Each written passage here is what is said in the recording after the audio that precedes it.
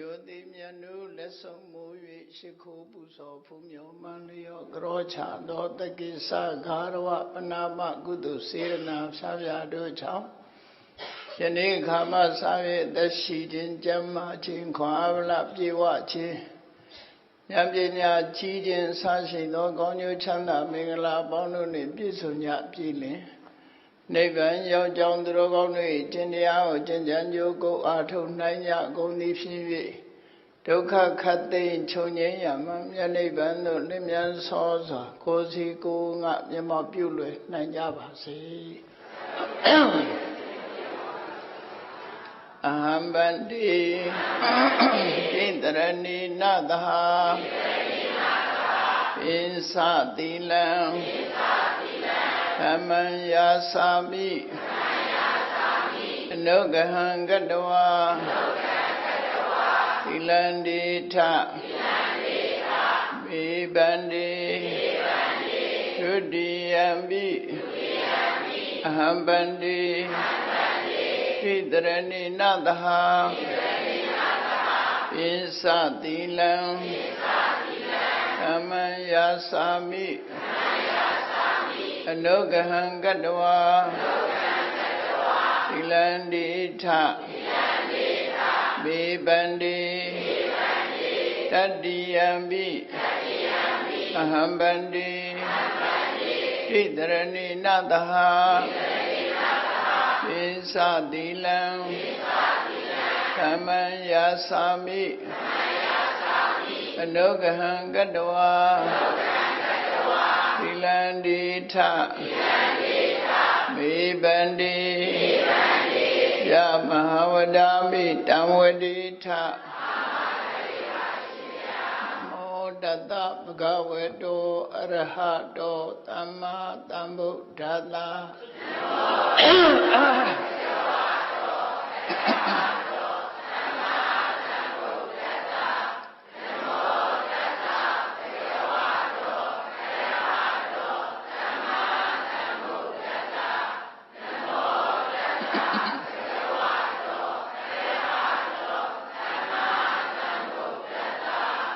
Bodhandaranang Gissami Dhammandaranang Gissami Tangandaranang Gissami Bodhandaranang Gissami Dhammandaranang Gissami Tangandaranang Gissami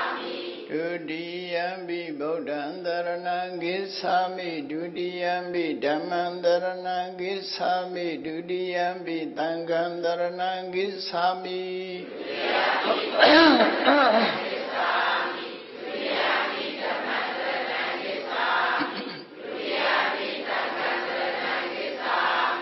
Tadiyambi Bodhandaranang Gissami Tadiyambi Dhammandaranang Gissami Tadiyambi Tangandaranang Gissami Tadiyambi Bodhandaranang Gissami Tadiyambi Dhammandaranang Gissami Tadiyambi Tangandaranang Gissami Tarana Kamanam Pariponnam Manadi Bada Viramani Dekavaran Tamadiyami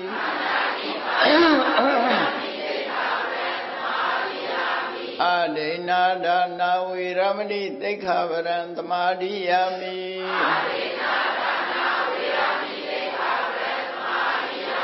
Kami tu Mesa Sara Viramani Dekavaran Tamadiyami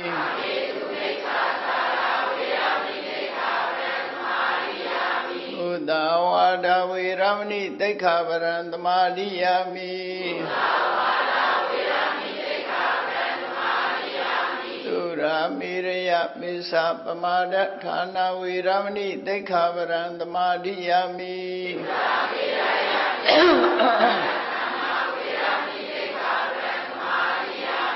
Didarani Nataha Pinsa Dilandaman Darugan Gadawa Abamadi Natambadita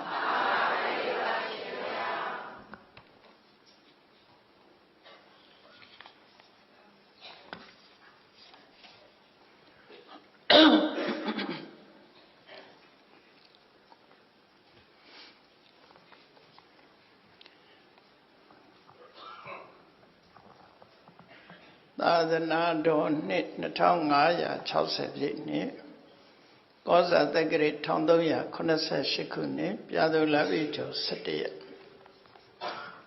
2019ခုနှစ်ဇန်နဝါရီလ23ရက်ရန်ကုန်တိုင်းဒေသကြီးမရမ်းကုန်းမြို့နယ်သာသနာရေးနှင့်ယဉ်ကျေးမှုဝန်ကြီးဌာနသာသနာတော်ထွန်းကားပြန့်ပွားရေးဦးစီးဌာနသဝတိရိဗိမာန်တော်တွင်ဆင်ကျင်းပပြုလုပ်အပ်သည့်သာသနာပူဇာမြတ်မင်္ဂလာတရားအလှူတော်အထူးဓမ္မသဘင်အခမ်းအနား၌ဥလိုက်မြင့်ဥရွှေတန်းစိုးဥက္ကမောင်ထွန်းတော်ဝင်းဝင်းမြင့်တော်ဆန်းဆန်းအေးတော်ဆန်းဆန်းလွင်တော်ခင်နီအေးတော်ခင်စုရည်နှင့်1985-81စမှုတက္ကသိုလ်ကျောင်းစဉ်သူငယ်ချင်းတစုတို့ဤအမတဒါနဓမ္မဒါနဖြစ်ဖြင့်ဟောကြားအပ်သောမိလိန်နာမင်းနှင့်ရှင်နာဂသေနာတို့ဤဘုရားဝါဒရေးရာအခြေတင်ပြောဆိုချက်များအပိုင်း26တရားဒေသနာတော်ဒီကနေ့ညဓမ္မသဘင်ခန္ဓာကိုရွှေဘုန်းတော်သခင်ရှင်တော်မြတ်ဖရာဤမဟာကရုဏာဂုဏ်ကိုအာယုံပြုကာတိကျူဖွဲ့ဆုံးအပ်သောဝန္ဒနာပနာမအာတိတဂါထာကိုရွတ်ဆိုပူဇော်ခြင်းဖြင့်စတင်ကြရအောင်ယောကပ္ပကောတိဟိပိယပမိယံကာလံကရွန်တော်တိဒုက္ခရာတိခေရံကတောလောကဟိတယနာထောနမောမကာရုဏိကတ္တတတ္တယောနာထောဝိနိယမြာစွာတတ္တဝါဤချမ်းသာစီးပွားလူလာတောင်းတဂုံပေါင်းခါသဖြင့်နာထမြညာခြင်းရှင်တော်မြတ်ဖရာသည်ကပ္ပကောတိဟိပိဂရေကဘာအရေအတွက်သင်္ချာတို့ဖြင့်တော်လဲ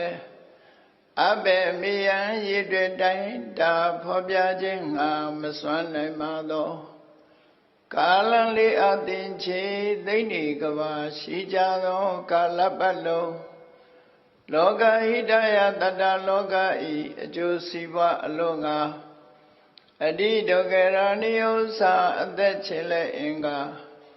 မေတ္တာကြီးမှသမိတာနှင့်တထာဇနီဆွန်ကြီးဟုဖြတိထဝဲငါးသွဲအစုအလုံးခဲရင်တော်မူတို့ကိုကရွန်တော်ဖျားဖြစ်ရန်ဤတန်ကြိုးကုတ်အာထုတ်တော်မူရသည်ဖြစ်ဖြစ်ခေရန်လက်ချေမျက်လုံးအသက်ဆုံးလည်းရဲ့နှလုံးစိတ်ဝံကိုရောဤပင်မခြင်းတို့ကတောဘဝတဏ္ဏချိန်ဖန်များစွာရောက်တော်မူခဲ့ရရှားလေပြီမဟာကရုဏီကတ္တတတဝါများယင်ဝဲသားကဲ့သို့တနာချစ်ခင်မဟာကရုဏာရှင်ဖြစ်တော်မူသောတသနာထသဝိနည်းများစွာတတဝါဤချမ်းသာစီးပွားလိုလားတောင်းတဂုံပေါင်းခါသဖြင့်နာထမြညာထိုရှင်တော်မြတ်ဖရာအားနမောယုတိပြောင်းပြောင်းမှန်ကိုလျော်၍ကရောယုကျိုးရှိခိုးခြင်းသည်အထုဘဝတုစင်စစ်မသွေဖြစ်ပါစေတည်း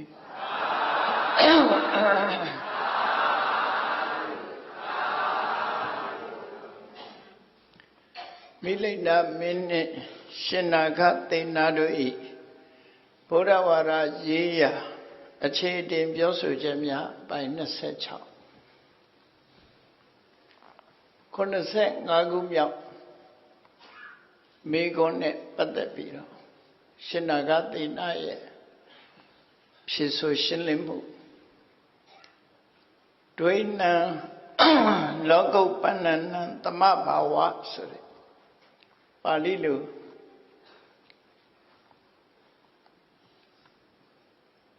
ဘုံလောကနှစ်ခုဟာတူညီသောအတိုင်းအတာတစ်ခုဖြစ်မှုနဲ့ပတ်သက်ပြီးမေးတာပေါ့ဘုံချင်းမတူတော့လည်းပဲ ထိုဘုံနှစ်ခုလုံးမှာဖြစ်တဲ့တ attva တွေဟာချိန်ပိုင်းချင်းသွားတူတာနဲ့ပတ်သက်ပြီးတော့မိလိန်နာမင်းကြီးကမေးတာဖြစ်လို့ဒီမေးခွန်းရဲ့နာမည်ကိုဒွေနံလောကုပ္ပန္နလောကနှမျိုးမှာသွားဖြစ်တဲ့တ attva တွေရဲ့ဖြစ်ချိန်တူညီမှုနဲ့ပတ်သက်ပြီးတော့မေးခွန်းမေးတာဖြစ်တယ်ပေါ့အဲ့တော့မေးတဲ့အခါမှာအရှင်ဘုရားတဲ့သူတို့နေထိုင်တဲ့တွေ့ဆုံပြီးတော့ပြောဆိုနေတဲ့သူ့ရဲ့နန်းတော်ပေါ်မှာနန်းတော်တည်ရှိရာမြို့ကနေပြီးတော့ဒီနေရာကကွယ်လွန်အနိစ္စရောက်သွားပြီးဗြဟ္မပြေသွားဖြစ်တယ်ဆိုတဲ့တရားတူဒီနေရာမှာကွယ်လွန်အနိစ္စရောက်ပြီးတော့ကတ္တမီရဆိုတဲ့အယတ္တိတာကိုတွားရောက်ဖြစ်ပေါ်တဲ့တရားတူအဲ့ဒီနှစ်ဦးဟာဘသူကသွားဖြစ်တဲ့အချိန်ဟာဘသူကကြာပြီးဘသူကလှည့်မြန်တယ်လဲဘသူကနှေးပြီးဘသူကလှည့်မြန်တယ်လဲလို့ဗြဟ္မပြေနဲ့ကတ္တမီရအဲ့ဒီနှစ်ခုနဲ့ပတ်သက်ပြီးတော့မေးခွန်းထုတ်တာဒီမေးခွန်းကဘာနဲ့တူတုံးလို့ဆိုတော့နည်းနည်းသဘောပေါက်အောင်ပြောရမယ်ဆိုရင်ရန်ကုန်ကနေပြီးတော့တယ်လီဗီရှင်းဆက်ကတယ်လီဗီရှင်းလွှင့်လိုက်တယ်ပေါ့ဟိုမန္တလေးကဖမ်းယူတာနဲ့ဒီနားကပဲခူးကဖမ်းတာနဲ့တပြိုင်နဲ့ရသလားဆိုမေးခွန်းနော်ဘယ်ဟာကကြာပြီပဲခူးကအရင်ရောက်ပြီးတော့မန္တလေးကနောက်ကျသလားပေါ့အတန်လွှင့်တဲ့အခါမှာလေလိုင်းတစ်ခုနဲ့သွားတဲ့ဟာဘယ်သူကအရင်ရောက်တယ်လဲဆိုမေးခွန်းမျိုးပဲလူတယောက်သေဆုံးသွားတာဒီကနေပြီးတော့အလွန်ဝေးလံတဲ့ဗြဟ္မပြေသွားဖြစ်ထားရဲ့အလွန်ကြီးမဝေးတဲ့ကတ္တမီရဆိုတဲ့ဒေသကိုသွားဖြစ်ထားရဲ့အဲ့ဒီလူနှစ်ယောက်ဟာအချိန်ချင်းကွာခြားသလားတဲ့ဘယ်သူကချက်ချင်းရောက်ပြီးဘယ်သူကအနှိမ့်ကွေးသလဲဆိုမေးခွန်းမေးတာအဲ့ဒီမေးခွန်းကိုရှင်နာဂသေနာဖြေတာအချိန်တူတူပဲရောက်ပါတယ်တဲ့တစ်ချိန်တည်းပဲရောက်တယ်လို့ဖြေဒီကနေသေပြီးဗြဟ္မပြေသွားဖြစ်တဲ့ပုဂ္ဂိုလ်ဟာလည်းတစ်စက္ကန့်ဆိုတစ်စက္ကန့်ကတ္တဗိရသွားမွေးတာလည်းတစ်စက္ကန့်ဆိုတစ်စက္ကန့်နော်တစ်စက္ကန့်အတွင်းဟိုမှာမွေးဖွားတယ်လို့သူဆိုလို့ရပေါ့ကတ္တဗိရဆိုတာဒီနေ့အိန္ဒိယနိုင်ငံမြောက်ပိုင်းမှာရှိတယ်ကက်ရှမီးလို့ခေါ်တဲ့အရပ်ပဲနော်ကက်ရှမီးလို့ခေါ်တဲ့အရပ်နဂါစကီဆိုတဲ့မြို့ရှိတယ်အိန္ဒိယနဲ့ပါကစ္စတန်နယ်စပ်မှာမကြာခဏရန်ဖြစ်နေတဲ့ဒေသပေါ့ကတ္တမီရခုလဲကတ္တမီရလို့ပဲခေါ်တယ်သို့တော့အိန္ဒိယအတန်နဲ့ပြောရင်တော့ကက်ရှမီးရလို့ခေါ်တယ်ကက်ရှမီးရလို့ခေါ်တာပေါ့အဲ့တော့ဒီမိလိန်နာမင်းကြီးနဲ့စင်နာဂတိတို့ဆွေးနွေးနေတဲ့နေရာဟာကတ္တမီရနဲ့သိပ်ပြီးတော့မဝေးတဲ့နေရာအိန္ဒိယနိုင်ငံထဲမှာပဲဆွေးနွေးနေကြတာကိုအလွန်ကြီးမဝေးတဲ့နေရာပါ12ယူဇနာလောက်ပဲဝေးတဲ့နေရာပေါ့နော်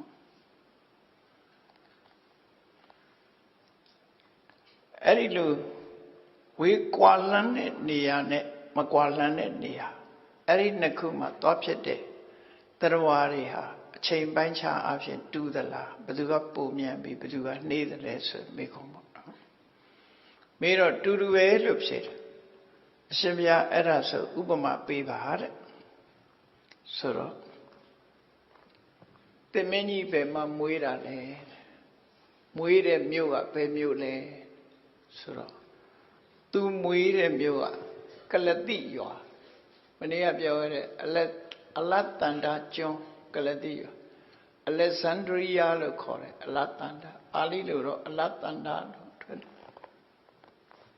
ရှားစွင်ထဲမှာသုံးတဲ့ Alexandria ဆိုတဲ့ကျွန်းအဲ့ဒီကျွန်းကကလတိဆိုတဲ့ရွာမှာသူမွေးဖွားခဲ့တာမိလိန်နာမင်းကြီးကလတိရွာမှာသူမွေးဖွားခဲ့တယ်တဲ့အဲ့ဒီကလတိရွာကဒီကနေချင်းဘလောက်ဝေးလဲလို့ဆိုရှုစနာ200ကဝေးတယ်မိလိန်နာမင်းကြီးရောက်ရှိနေတဲ့နန်းဆန်နေတဲ့အိန္ဒိယနိုင်ငံရဲ့မြောက်ပိုင်းထဲမှာသူနေတဲ့နေရာနဲ့သူ့ရဲ့ဇာတိဒေသရှုစနာ200လောက်ဝေးတယ်လို့ဆိုဘလောက်ဝေးသလဲဆိုယူစနာ200လောက်ဝေးတယ်ဒါဖြင့်ဒီကနေပြီးတော့ကတ္တမီရာကတော့ဘလောက်ဝေးတယ်လဲလို့ဆို12ယူစနာလောက်ပဲဝေးတယ်အဲ့တော့ကတ္တမီရာက12ယူစနာဟိုကယူစနာ200ဝါလန်းနဲ့ပေါ့ဒီယူစနာကို10မိုင်နှုန်းနဲ့တွက်တယ်ရှိရ10မိုင်နှုန်းနဲ့တွက်တာရှိတယ်12မိုင်နှုန်းနဲ့တွက်တာရှိတယ်သူတို့တွက်တာကိုပဲယောစနဆိုတဲ့စကားလုံးရဲ့အတိုင်းတာခုခေတ်လို့ပေါ့ခုခေတ်တော့မိုင်နဲ့ကီလိုမီတာပဲသုံးတာဟောနော်အိန္ဒိယခေတ်တစ်ချိန်တုန်းကတော့ယောစနဆိုတဲ့စကားလုံးနဲ့သုံးခဲ့တယ်အတိုင်းတာတစ်ခုပဲပေါ့အတိုင်းတာတစ်ခုခဏခေတ်မိုင်နဲ့ဆိုရင်10မိုင်ကသုံးမဟုတ်12မိုင်ကလို့အဆိုချင်းကွဲပြားခြားနာတယ်ပေါ့အဲ့ဒါလို့ဆိုတယ်အဲ့တော့အဲ့လိုကွာခြားတဲ့ဒေသနှစ်ခုမှာတဲ့ကဲအဲ့ဒါဆိုလို့ရှိရင်တဲ့တင်မင်းကြီးအခုချိန်ကလတိရွာကိုပြန်တွေးလိုက်စမ်းပါတဲ့သူမွေးတဲ့ဒေသကိုပြန်တွေးကြည့်လိုက်စမ်းဆိုတော့တွေးပြီးပြီကိုရောတဲ့ဟုတ်ပြီတွေးပြီးပြီဆိုရင်ကတ္တမီရာကိုလည်းတွေးလိုက်စမ်းပါလို့ဆိုကတ္တမီရာကိုလည်းတွေးပြီးပြီသူရောက်ဘူးတဲ့ဒေသတွေကိုကလတိတွေးတာနဲ့ကတ္တမီရာတွေးတာဒီနှစ်ခုဘယ်သူကပိုကြပြီဘယ်သူကမြန်နှုံတဲ့ဆိုလို့လားနော်ဘယ်သူကကြာဘယ်သူကမြန်နှုံဆိုအဲ့ဒါနာသိဏပထေမြတ်ကဘယ်ဟာကကြာတွေးရပြီဘယ်ဟာကမြန်ဆန်အတွေးဟာရောက်သွားတယ်လေစိတ်နဲ့သွားတာကိုပြောတာရှင်ပြတူတူပဲတဲ့ဟုတ်တယ်ပေါ့ဒီကနေပြီးတော့မန္တလေးနေဘူးတဲ့လူကမန္တလေးတွေးလိုက်အဲ့ဒီမန္တလေးတွေးတာနဲ့လန်ဒန်ရောက်ဘူးတဲ့လူကလန်ဒန်တွေးလိုက်တဲ့အချိန်ချင်းဟာဘလောက်ပဲဝေးလန်ဒန်တွေးတဲ့လူနဲ့မန္တလေးတွေးတဲ့လူလည်းတူတူပဲမန္တလေးတွေးတဲ့လူနဲ့ပဲခူးတွေးတဲ့လူဟာလည်းပဲတူတူတခဏအတွင်းမှာစိတ်ရဲ့အတွေ့စိတ်ဆိုတာချက်ချင်းရောက်တာစိတ်ဆိုတာချက်ချင်းရောက်တာရှင်ဗျာတူတူပဲပေါ့တဲ့အဲ့ဒါလို့ဖြေတော့ရှင်နာကသေနာဖြေတယ်ဒီဥပမာအတိုင်းပဲပေါ့တဲ့သေတယ်ဆိုတာဒုတိယသေသွားတယ်ဆိုတာဒီကဘောရိကြီးကနေလွင့်ပြန်ပြီးဟိုမှာရောက်သွားတော့မှမဟုတ်တာသေတယ်ဆိုတာဒီဘဝကသေပြီးတော့ဇမပြည်သွားမွေးတာရဲ့ဒီဘဝကသေပြီးတော့ကတ္တမီရာမှာသွားဖြစ်တာရဲ့ဒီနှစ်ခုစလုံးဟာတူတူပဲပေါ့တဲ့တူတူပဲအချိန်ချင်းအဖြစ်တူတယ်လို့တို့ဆိုတယ်လူတွေဟာသေဆုံးတဲ့အခါမှာဒီကထွက်သွားတာတခုမှမရှိဘူးသို့သောလူတွေကပြောတယ်အသက်ထွက်သွားတယ်လို့အသက်ထွက်သွားတယ်ဆိုတကယ်အသက်ကထွက်သွားတာမရှိဘူးကိုယ်တဏ္ဍမှာရှိတဲ့ဇီဝိတရုပ်လေးသို့မဟုတ်နံဇီဝိတလေးဟာအဖြစ်ရက်သွားတာသာရှိတယ်ပြမဲ့ထွက်သွားတာတခုမှမရှိဘူးအသက်ရှူရက်သွားတယ်လို့ပဲဖြစ်နေတဲ့ရုပ်တရားနံတရားတွေဖြစ်စဉ်တစ်ခုဟာရပ်သွားအာယုဥတ္တမသဝိညာဏယထာကာယံဇဟန္တိအာယုဆိုတဲ့ရုပ်သက်နံသက်ဥတ္တမဆိုတဲ့ကံ့ကြောင့်ဖြစ်တဲ့ကိုယ်ငွေ့ဝိညာဏလို့ဆိုတဲ့ပရိသေစိတ်အဲ့ဒီသုံးခုဟာပျက်စီးသွားပြီဆိုလို့ရှိရင်တော့လူဟာ သေဆုံးသွားခြင်းပဲဖြစ်တယ်လို့သူတို့ဆိုတယ်အဲ့ဒီသေဆုံးသွားတဲ့အချိန်မှာဒီကဘာတစ်ခုမှထွက်သွားတာမရှိဘူးသို့တော့ဒီကနေပြီးတော့မန္တလေးကိုအာယုံပြုတ်လိုက်တယ်လို့ပဲအာယုံထဲမှာသူသွားရမယ့်ဘဝကိုမသေးခင်လေးမှာစိတ်အာယုံထဲမှာထင်လာတယ်အဲ့ဒါဂတိနိမိတ်လို့ခေါ်တယ်အဲ့ဒီစိတ်အာယုံထဲမှာပေါ်လာတဲ့အတိုင်းပဲပုံမှန်ဖြစ်ပြီးသားဖြစ်သွားလူဆိုလို့ရှိရင်လည်းကလလရေကြီးအနေနဲ့စပန်နဲ့အိုဗန်ဆိုတဲ့ဆွိုင်းပေါ်မှာလူရဲ့ရုပ်သက်နံသက်ကလေးဟာသွားဖြစ်တာအဲ့ဒါကိုသင်္ခါရပစ္စယဝိညာဏံလို့ပရိစ္ဆေသောဥပ္ပတ်မှာဟောတာအဝိဇ္ဇာပစ္စယသင်္ခါရသင်္ခါရပစ္စယဝိညာဏံဆိုတာအဝိဇ္ဇာနဲ့သင်္ခါရအဝိဇ္ဇာနဲ့ကံတရားအဲ့ဒီနှစ်ခုကပေါင်းစပ်ပြီးလှုပ်လိုက်လို့ဝိညာဏဆိုတာပေါ်တယ်ဆိုတာဒီကသွားနေရင်တော့ကြာကောင်းကြာမှာပေါ့ဒီကသွားနေတာမဟုတ်ဘူးအခုလို့စိတ်ကလည်းပဲအာယုံပြုလိုက်တယ်ဆိုတာစိတ်ကထွက်ပြီးသွားနေရတာမှမဟုတ်တာနော်အတန်လိုင်းနေကြတော့ထွက်ပြီးတော့သွားတာရှိတယ်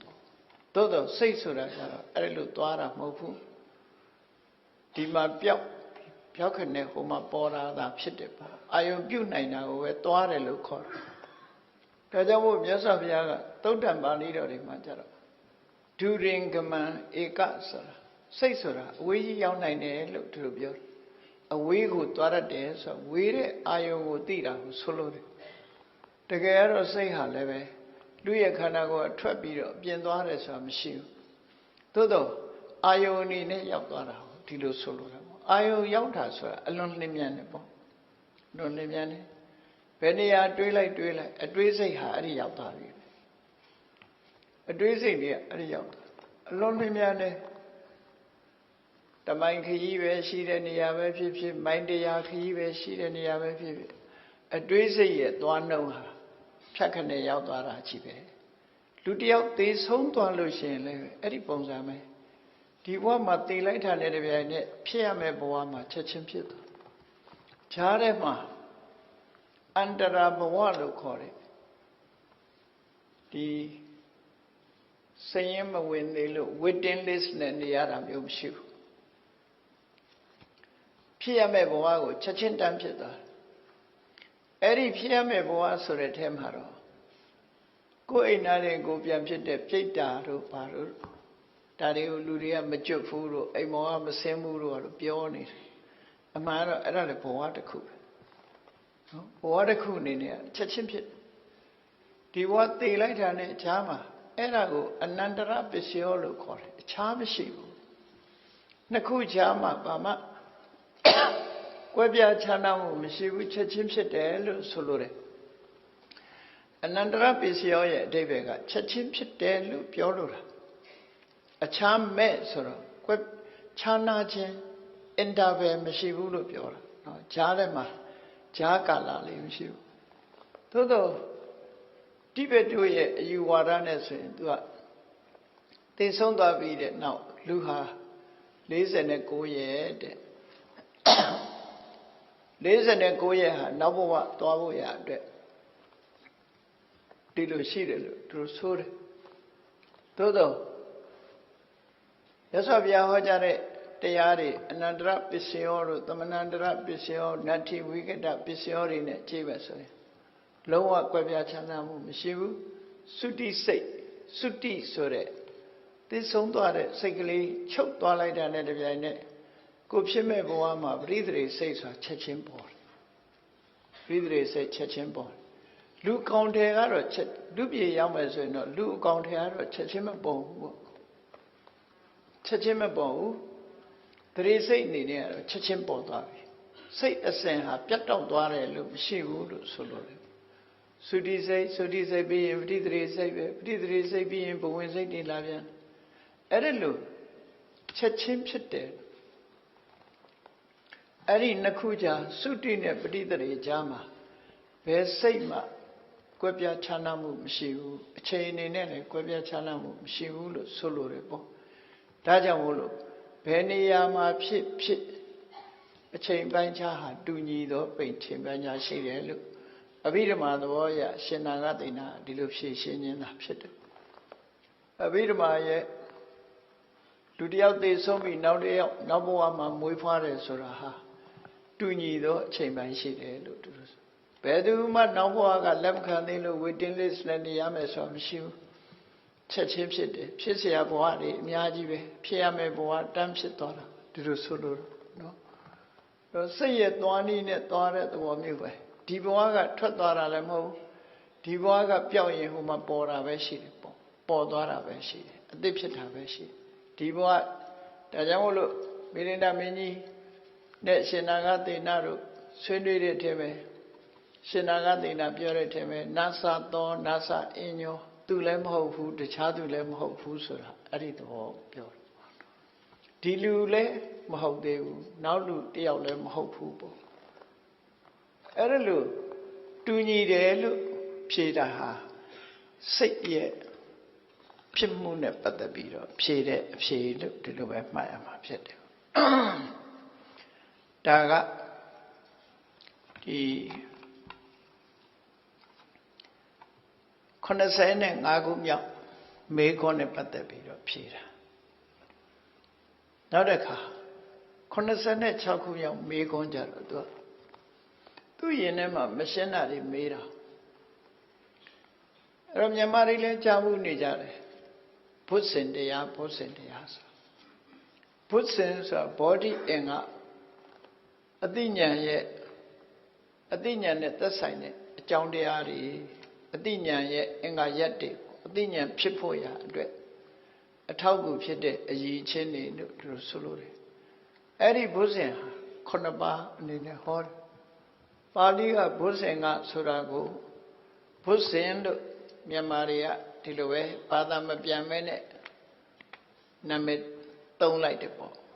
အဲ့တော့ဘုဇင်ဟာ9ပါးရှိတယ်ဘုဇင်ကပညာတဲ့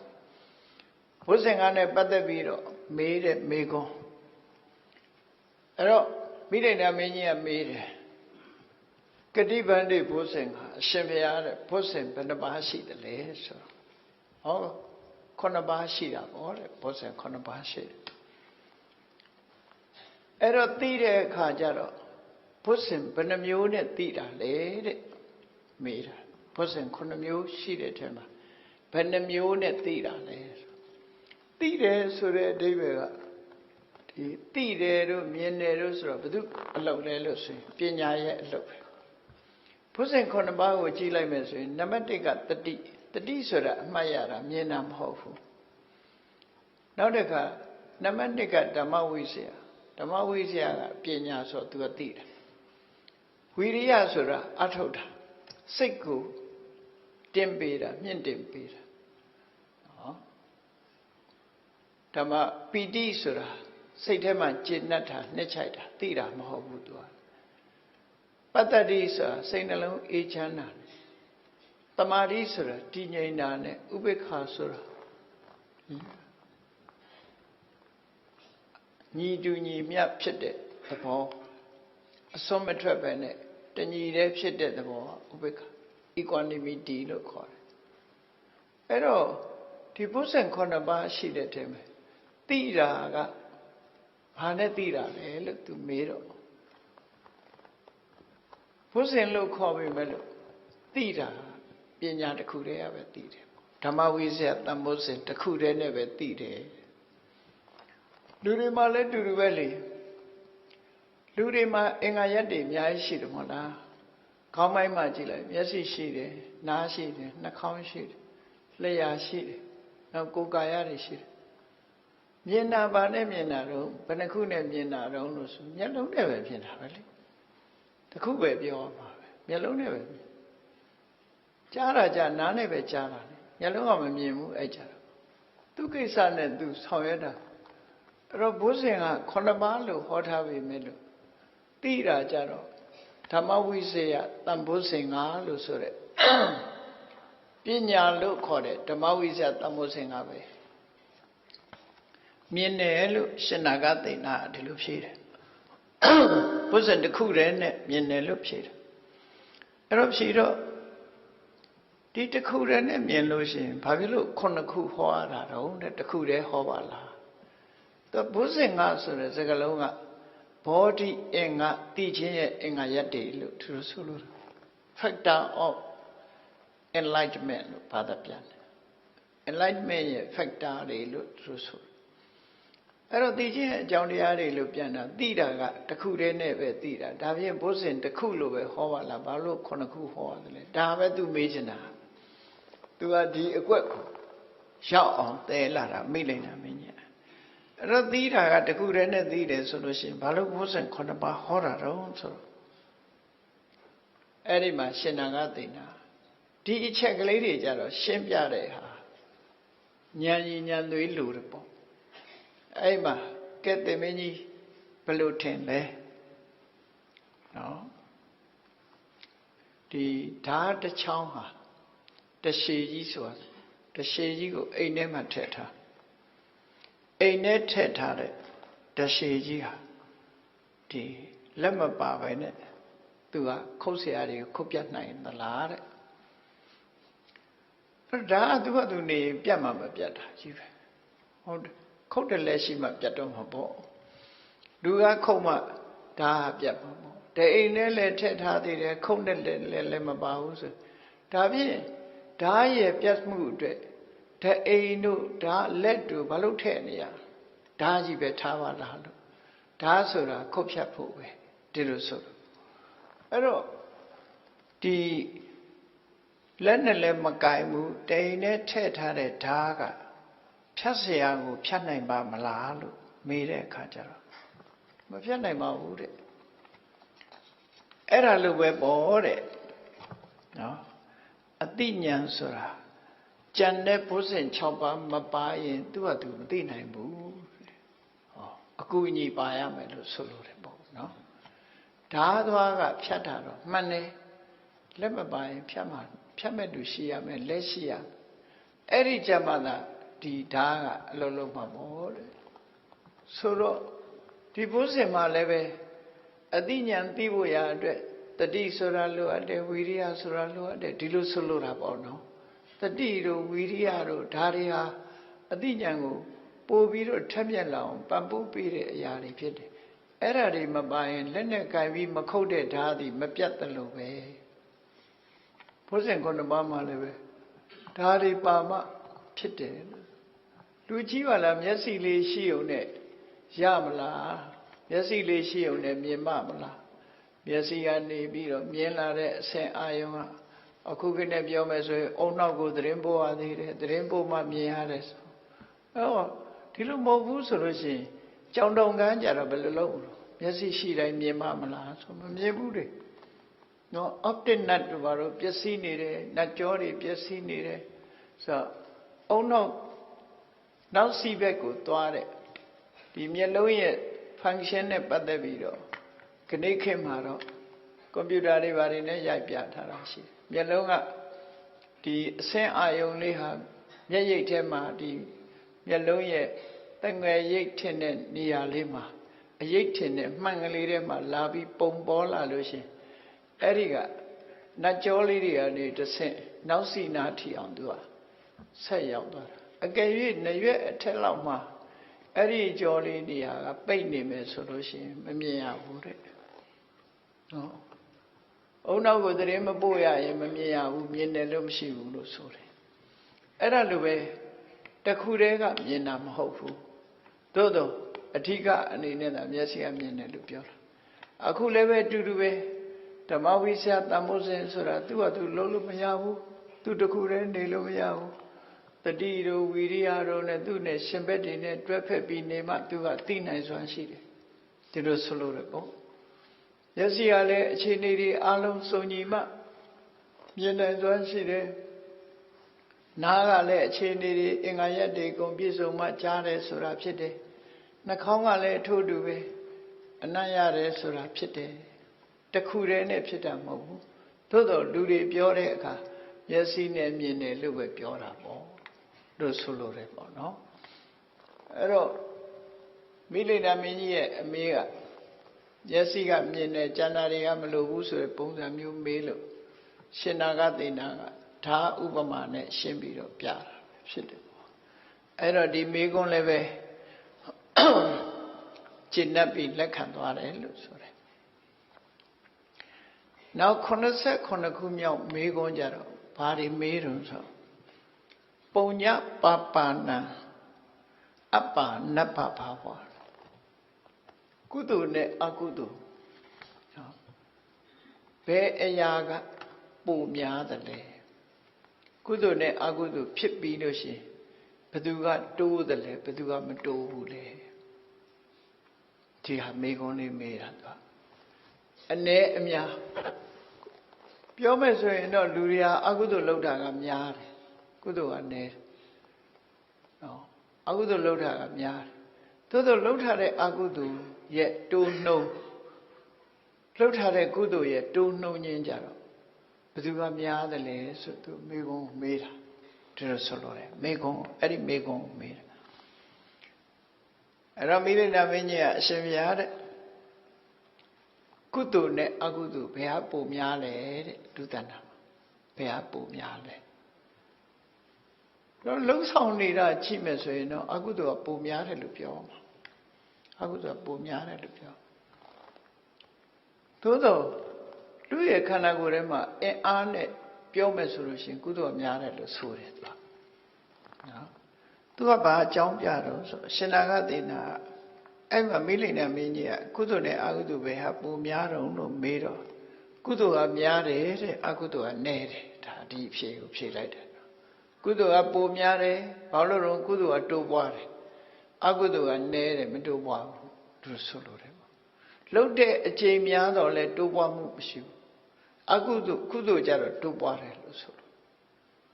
စာပေထဲမှာလည်းပဲမြတ်စွာဘုရားဟောတဲ့တဒါပုံညာပဝတ္တတိကုသိုလ်တရားတွေဟာမြို့တိုးတက်များပြားလာတယ်လို့သူဟောတယ်အဲ့တော့အဲ့ဒါနဲ့ပတ်သက်ပြီးတော့ကုသိုလ်တွေကများပိုများပြီးအကုသိုလ်တွေကနည်းတယ်လို့ဆိုတာဘာကြောင့်လဲတဲ့မိလိန်နာမင်းကမေးတော့ရှင်နာဂသေနာရှင်းပြတယ်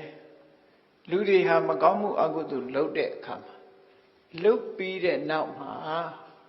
နှလုံးမသားမရာဖြစ်ကြတယ်စိတ်မကောင်းဖြစ်ကြတယ်လူတိုင်းတော့ဖြစ်ချင်မှဖြစ်မှာလူမိုက်တွေကြတယ်နောင်တမရဘူးလို့တောင်ချိန်ကြသေးတယ်သူတို့ကြနော်သူလုပ်တဲ့အလုပ်ကိုနောင်တမရဘူးလို့တောင်ပြောသေးတယ်အဲ့တော့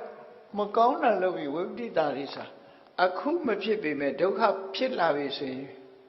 ငါလုံးမိတာမှားတယ်ဆိုစိတ်ကဖြစ်လာအဲ့တော့ဒီဘဝမှာမဖြစ်ဘူးဆိုရင်လည်းငရဲကြတဲ့အခါဖြစ်တယ်မကောင်းမှုလုပ်တဲ့ပုဂ္ဂိုလ်တနေ့တစ်ချိန်မဟုတ်ဖြစ်ကိုဖြစ်လာတယ်သူကမှားပြီ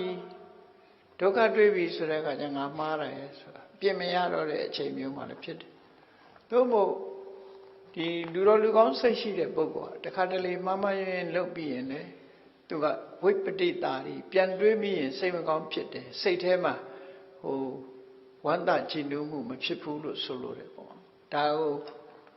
မြန်မာတွေသုံးတဲ့စကားလုံးကနှလုံးမသားမရာဖြစ်တယ်လို့ပြောတာနော်စိတ်မကြည်ဘူးပေါ့အကုသိုလ်ပြန်တွေးလိုက်ရင်စိတ်မကြည်ဘူးစိတ်မကြည်မှုကိုဖြစ်စေတယ်ဒါကြောင့်မို့လို့အဲ့ဒီအကုသိုလ်ကမတိုးဘူးတဲ့မကောင်းမှုကတိုးမလားလုတ်ပြီးတဲ့အခါသူကပြန်တွန်းဆုတ်သွားတဲ့သဘောရှိတယ်ပေါ့လုတ်တဲ့အပေါ်မှာမှားပြီဆိုပြီးတော့ပြန်တွန်းဆုတ်တဲ့သဘောရှိတယ်ဒါကြောင့်မတိုးဘူးလို့ဆိုတယ်ကုသိုလ်ကောင်းမှုကြတော့တဲ့ပြုလုပ်တဲ့အခါမှာအဝေပတိတာတွေဝန္တာတွေခြိနှက်တယ်နှလုံးသားရမှုကိုဖြစ်စေအဲ့ဒီကုသိုလ်ကောင်းမှုလုပ်ပြီးတဲ့ပုဂ္ဂိုလ်ဟာကိုလုပ်တဲ့အလုပ်ရဲ့ပုံမှာခြိနှက်တယ်အဲ့ဒီခြိနှက်ခြင်းကြောင့်ဘာဖြစ်တုံးဆိုရင်ဝမ်းမြောက်တယ်ဝမ်းမြောက်တဲ့အခါဘာဖြစ်တုံးပီတိဖြစ်တယ်ပီတိဖြစ်တဲ့အခါဘာဖြစ်တုံးဆိုပတ္တတိဆိုတဲ့စိတ်နှလုံးငြိမ်းချမ်းတယ်စိတ်နှလုံးငြိမ်းချမ်းတဲ့အခါမှာဒုက္ခဆိုတဲ့စိတ်ချမ်းသာမှုကိုယ်ချမ်းသာမှုဖြစ်တယ်ဒုက္ခဖြစ်လာလို့ရှိရင်စိတ်လေးကတည်ငြိမ်တဲ့တမာတိကိုဖြစ်စေတယ်တည်ငြိမ်တဲ့တမာတိလေးဖြစ်လာပြီဆိုလို့ရှိရင်ယထာဘူတအမှန်ကန်သိလာတယ်ဆိုရယ်ဒီဖြစ်စဉ်ကြီးရှိတယ်အဲ့ဒါကြောင့်မလို့ကုသိုလ်ကောင်းမှုကတိုးတယ်ဒီဖြစ်စဉ်နဲ့သွားရင်ကုသိုလ်တိုးတယ်ဒါသဘာဝနှစ်ခုကိုစမ်းစစ်ပြောပြတာနော်လူတိုင်းမှာဒီလိုဖြစ်တာလို့တော့ပြောတာမဟုတ်ဘူးအဲဆိုအကုသိုလ်ကိုပြောပါပါလုပ်နေတဲ့ပုဂ္ဂိုလ်လည်းရှိမှာ ရှိတယ်ဆိုပေမဲ့လို့တနေ့တစ်ချိန်ကြာရင်ဒီလောက်ရအတွက်ကြည့်လေဒေဝရကြီးကကြည့်ဒေဝရဟာသူ